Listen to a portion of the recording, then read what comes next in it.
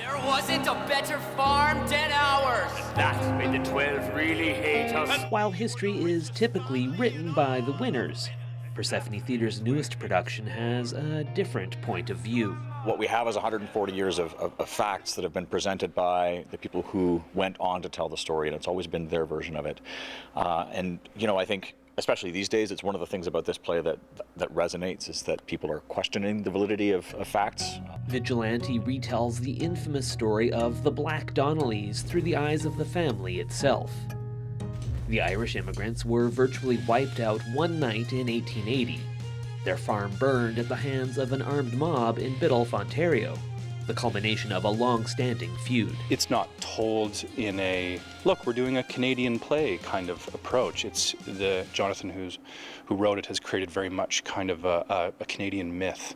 It exists on a larger-than-life level. It exists on a huge mythical scale. And the tale that centers around the importance of family and home may take on extra relevance for Leyshon and Joseph, who are both from Swift Current originally, and relish the opportunity to act close to home. When you get the opportunity to work on other stages across the country and to work with other artists, and then to bring all that experience and knowledge back home, you know, where your family is, where people that you know and grew up with get to come and see your work, it's always really exciting. While it is a historical story being told, Joseph believes there are issues addressed that are still important today. The story of the Donnellys is very much a refugee story, and I think their story of trying to escape a life that they found intolerable, to come to a place where they could start over again, where the old politics and the old drama just kind of comes along with them and gets reseated in a new place, is something that we continue to live with today. Also giving Vigilante a modern feel is the use of rock music to tell the story.